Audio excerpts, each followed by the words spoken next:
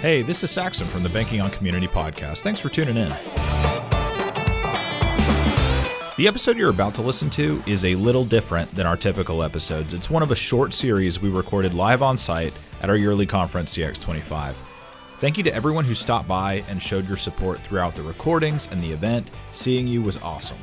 This episode is one of 4 we recorded. There's a lot of great information and big personalities throughout the series, so we highly encourage you to check out those other episodes once they're available wherever you're listening to this podcast.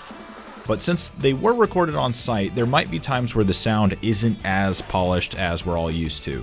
We really appreciate you bearing with us on that. That's just the double-edged sword of live entertainment. Shouldn't be any major issues, but we just wanted to provide that little disclaimer up front before we return to our regular recording cadence and style in the coming months. Hope you enjoy the episode.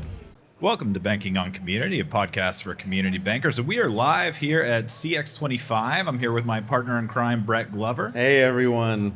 And today we have a special guest, Adwait Joshi from Hello there. DataSeers. Hello. Welcome. Thank you. So I guess to get started, why don't you tell us a little bit about yourself and DataSeers and what you all do? Absolutely. So my name is Adwait Joshi. I started the company in 2017. The focus was very simple, right? Cores offer a lot of good things, but there are things that cores generally don't touch. And we decided that we would sit adjacent to the core. We wouldn't compete with them, but we would do everything that the banks need right next to the core. Right. And that's how the company got started. So those are things like compliance, fraud, reconciliation, reporting, overall dashboarding, and stuff like that. So that's kind of where we took our company, and that's what's going on. Yeah, so as you can imagine at home, today we're talking about fraud and AML, and that's why we invited Adwait here. There's a lot to talk about. It's a hot topic in the industry. What would you say are some of the biggest challenges in fraud and AML right now? See, the challenge begins with not having enough data, right? A lot of times it's hard where people want to detect fraud, they want to do certain things, but then they're unwilling to give the data, right? Or they may not even have the ability to give the data. So the bigger question becomes, how do we overcome those things? I'll give you a simple example. There's a great post out there from Jim Richards, who is a very well-known name in the AML community, where he talks about the strip club. He talks about how banks systematically stripped information out of their transactions so that it would not fire alerts. So now we have to think about, okay, that's going to happen. How do we overcome that and still alert and still do the right thing so that it will get caught? So that's the biggest challenge I see today. It's the data. Yeah, that makes sense. Yeah. So as you're diving into that space too, and as rapidly as technology is changing and transforming and AI, how are you guys utilizing some of those things to help move you forward and to serve customers as well? Yeah, I mean, look, AI has been around for a while, right? It's not new.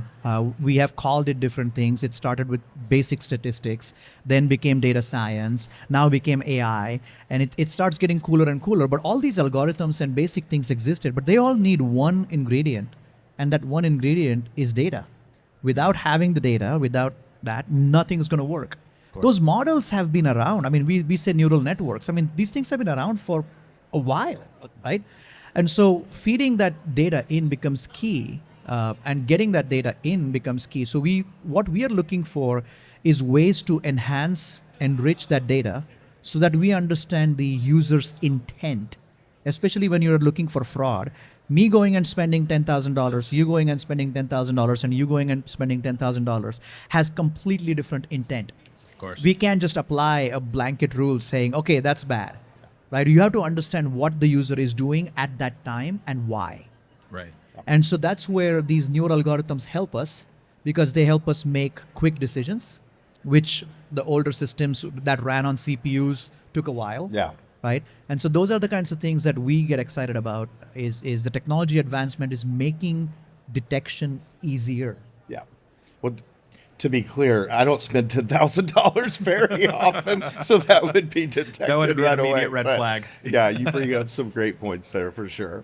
So what sort of things is it looking for? Is it just like this is a typical type of purchase that somebody is making, or what? Yeah, I mean, it depends and changes based on channel, right? If you're looking at card fraud, and we had a great panel discussion yesterday, where you have to look at, is this an in-person transaction? Is this an online transaction? Yeah. If it's an online transaction, where is it coming from? Was the card on file or was the card keyed in? Well, what's the merchant? Is it a high-risk merchant? Is it the real where somebody's buying a $5,000 purse? Or is it an Amazon transaction that's going through for $8.24? I mean, think about it. A fraudster is not going to steal your card, go to a restaurant, order a nice steak dinner, sit there for 2 hours and swipe their card. They're going to get busted. Yeah. They're going to go in places where they can be quick. They can grab things, move out very fast. So that's the kind of things that we look for. And that's what goes into building the algorithm. But it has to be by channel. I mean, card fraud is very different than ACH fraud, is different than wire fraud, is different than check fraud. Yeah. And so, I mean, the ability to have that per channel in real time as much as possible, I'm sure what kind of feedback are you getting as you're talking to banks and bankers about the ability and possibilities that brings to them to reassure not only their institution, but also their customer base as well? That's huge. Exactly. And see, everybody wants real-time fraud. Nobody wants to lose money. Nobody wants to explain to their customer that, hey, I'm sorry, I couldn't protect you and you lost the money, but don't worry about it. I figured it out the next day. Yeah. Right? Nobody wants to have that conversation. Of course. So they're trying to do as much as they can to stop. But the key is the integrations to make sure that they are capable of doing that, right? Like, we can detect fraud. That's not the big deal. The challenge is to make sure that there is commitment from the other side as well to do that kind of integration to stop these things happening in line. And then there are going to be mistakes. Somebody is going to detect a fraud, which is not a fraud, and it's going to get detected. And we see that all the time, right? How many times do we swipe our card? I mean, it happens to me. I go to a gas station. Yeah. It's a $42 gas bill, and it rejects it because it doesn't see me filling gas that often.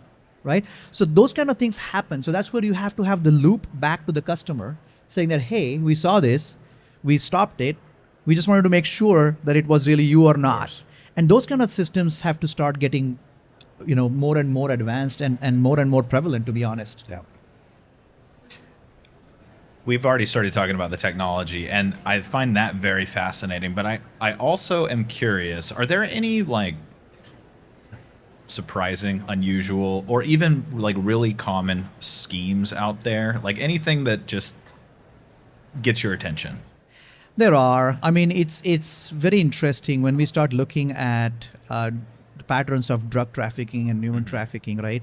It's just a slam dunk, and we see this all the time. Like, what are you trying to do? I mean, this is like you're openly out there. I mean, I will tell you that we have people who will do P2P payments, and they will put in the notes something, like that's a dead giveaway. Like, what are you doing here? Are you trying to get caught, or are you really that stupid? They know that most systems don't catch that, so they don't care. Because they're like, all right, I'm just going to put what it is, right? And that's the challenge. Wow. Well, let's switch over to AML because that's a related topic. What trends are you seeing there? What are some challenges? What are some things that banks are doing? Yeah.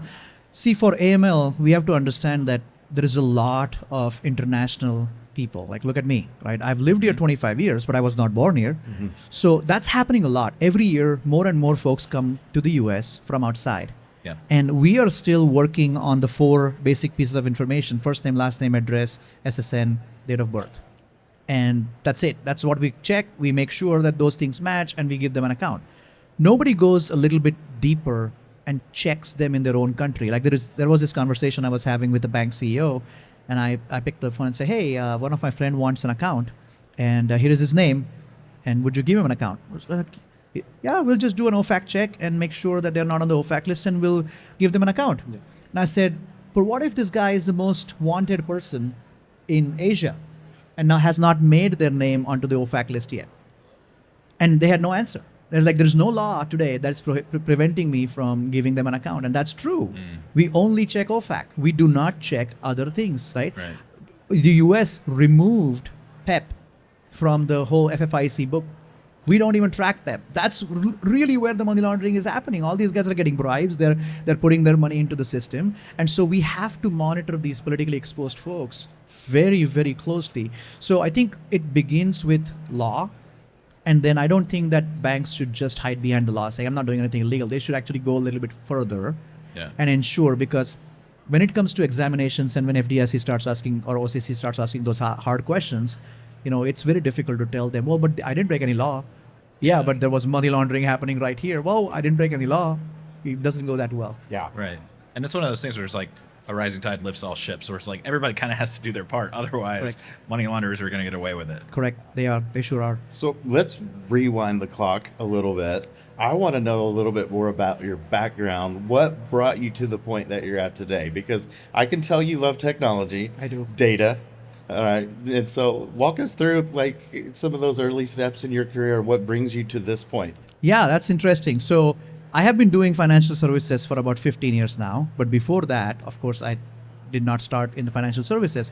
So I chased data. So I made a promise to myself when I was 21 years old that I will always do things that do not fit on the X, Y, and Z axis. Mm-hmm. That was my simple thing for me. So I started doing my thesis where I studied the behavior of wheelchair users who have cerebral palsy and understand how they reach and grip objects in a three-dimensional space. Right? It was like phenomenal, fascinating project that I did. I measured so many people, understood how they interact with their environment and so on and so forth. Fast forward that, I worked for a company and wrote the algorithm that detects how people walk and what kind of insoles they need. So if you have used the Dr. Scholl's product, we were way before that, trying to help people walk better, understand their gait, understand whether they're pronated, supinated, and all of that, right? And recommend them shoes. Then I spent about 3.5 years studying the behavior of fleas and ticks in the Southeast United States to understand how weather patterns affected fleas and ticks and how they came in and what season, right around March or April. And then how people would buy products for their pets to get them, off of these and literally a 2-week project that was given to me to find something in a base 24 system. They did not understand what was going on. They hired me like, can you go look into it and just tell us what's happening? And that led to a now 15+ year career in financial services and data. See there, you are. We started off with flea and ticks, and now we're doing AML and fraud. Exactly. It's a beautiful story. Yeah, it's a great journey. If we think about some of these like international things, like we hear about all these I don't know, international events that might affect money laundering in some way, or there's maybe widespread confusion. It can be rife for that sort of thing. How much would you say that affects like small town institutions, for instance? That's usually who our audience is here, and I think there's maybe a general idea that that's so far away. Yeah. But could you say a little bit about that? Yeah. Look, I said this in my presentation today, that in the last 2 to 3 years, probably 5 years, the AML game has changed. Why has it changed? Well, there is 2 wars going on right now. Yeah. There is a fentanyl issue in this country, which is a big precursor to money laundering. There are international rings trying to move money in and out of US, right? I mean, why do people launder money? They just want to bring in illicit money and make it official money, right? And so if you look at the whole fentanyl trade, where they're using what the Department of Homeland Security calls CMLO, Chinese Money Laundering Organizations, where they would get students and they'll tell students that, hey, go and take this cash into the bank and convert it into a $100 bill. And the student goes in there, they have their Chinese passport or whatever, they give it to you. You don't even know if that passport is real. Most of the times it's forged. And what they do is they know exactly which institutions have the technology at the point of sale, at the teller, where they're going to scan the passport and say, yep, this is fake, right? They know that. And so they try to go to institutions who don't have these technologies. And this is just an example, right? You could use any form of ID other than this. I mean, I can create a driver's license. I mean, I literally opened up a bank account not too long ago. The guy was like, do you have a driver's license? I said, yes. He looked at it. Yep, this was right. And he gave it back to me. I can get that driver's license made, a fake one, for $10, $20 maybe, right? It's so easy. And the quality of those fakes is becoming so much better. Now you have an account in the name of someone, that's not me, and now that becomes a big hole for money laundering. Right. Scary stuff. It is. What about crypto? How does that fit into this whole space? I knew you were going to go there. Yeah. I mean, it's increasingly hot topic, and kind of depending upon how the crypto market is doing. Right now, it's back kind of in the news again. So Yeah, I look at crypto and I always sit there and reflect back. By the way, I don't hold any crypto. Maybe that's the biggest mistake, which is why I'm not a billionaire. But the challenge I see is I believe in the US dollar, right? If I believe in the US dollar, I'm not going to believe in a cryptocurrency, which is everything against what a US dollar stands for. Right. And also, I will ask a question to all of our audience: how many people have used cryptocurrency for a normal transaction today? Buy coffee, go buy book, go eat at a restaurant. Not many people. So then you question and saying, then who is using this crypto? Why is it moving so much? And if you see, it's mainly used for nefarious purposes. It's used on dark web. The only way to do anything on the dark web is through crypto. I mean, if you look at prostitution, majority of these sites will tell you that pay me with Bitcoin. And so the only people who have become hundreds of millions of dollars rich are the fraudsters because they are sitting on this crypto. Well, you still have to enter it back into the ecosystem somehow. I mean, you can't sit on virtual currency like that forever. I mean, you're going to have to convert it to something, right? And so to me, it's just, there are so many different types of cryptocurrencies out there. And to me, it just becomes like stocks. You bought NVIDIA stock, it grew and you sold it and you moved on, right? It's no different than that. It's a commodity, but at the end of the day, it's not the form of currency today. And I don't know if it'll ever be because of, the countries don't like it. Yeah. That's why they're working on the whole USDT Yeah. and USDC and so on and so forth. Yep. I agree with you. Yeah. I would imagine that you talk to a lot of bankers, different sizes, different locations. And so when you're speaking with them at this point in time, I mean, I just always love the conversation because I don't think a lot of people understand like how important it is that partners like you come along, right? That understand the space and can be able to talk to them, but the challenges that they have in being able to self-service something like this. Yeah. And so as you're out and having conversations, with institutions of different sizes, like what types of problems are they bringing to you currently saying, hey, help me solve this? Yeah. It's interesting. So a lot of times it is automation, right? They have analysts that sit there in front of the screen 8-10 hours a day looking through patterns. At some point of time, their eyes are tired, their brains are tired, and they're just not able to make those decisions, right? So there's a lot of times, it's one thing to have, I have this amazing algorithm that detects fraud. Great. But then I also have to have workflows that are going to reduce my burden. How can AI help me do my job better rather than replace me? Right? And so those are the problems we see when we get into banks and start having conversations. It's the volume, right? People are wanting to make more money, so they try to do different things and volume increases. Hey, will my system still keep up if the volume goes up? That's one. Second is nuances, right? So we are in a world where we don't even have to think about how am I going to pay you. It's is it Venmo? Is it Cash App? Is it Zelle? Is it push to card? Is it Spin? I don't have to even think about it. I have like 15 different options. And the person is going to use the option that's most convenient at that time, at that point, right? And that makes it very complex. And it's a volume, velocity, and a variety problem. It's all different. Yeah. And so they don't know how to wrap their head around, and they're coming to us and saying, we are using these legacy systems where I have to feed everything a certain way. It has to be this way. And if it's not this way, then the system's not going to detect it. And that's the problem I like to solve, because we say, we don't care what the data format is. I don't care what you send it, because my system should automatically be able to adapt to all these changes that are happening out there to be able to give you what you want and not wait days, months, years before I can, get that done. So those are some of the conversations we have with people, is all around automation. How do we reduce false positives, but also make sure we don't have false negatives? But at the end of the day, how do I explain to my FDIC or OCC auditor that I have a good system in place and things are going well? Yeah, because you also have to document it. Correct. Very thoroughly. Correct. And I think you just hit on something really important right there. Is even as I'm having conversations, with customers and folks in the industry, obviously AI is a hot topic, and I think some folks are a little bit leery of introducing that into their environment with like, well, is my role here going to be reduced or eliminated? But with your approach, and I really like that, is like, Okay, we're not talking about replacing you. Like, we need you. We need that human in the loop, if you will. But how do we help you do it smarter, faster, more efficient, more accurate, right? And provide those tools in there. And I'm really excited because even this week we've had lots of conversations with folks about that, and it feels like that understanding is coming more to the forefront. And so then the appetite to partner with folks like you and to bring those tools into their institution is definitely becoming more acceptable. It sure is. Yeah, it sure is. I mean, if you look at it, right, AI is here to stay, which obviously many years ago it was here to stay. And most of us have been using it far longer than we realize. Correct, correct. And so you have to learn how to live in the environment. Like, for example, the robot here is making coffee, right? That's going to be life. That's going to be normal. That's going to become every day now, right? And so how do we live in that environment where we make sure that we still have relevance in the market?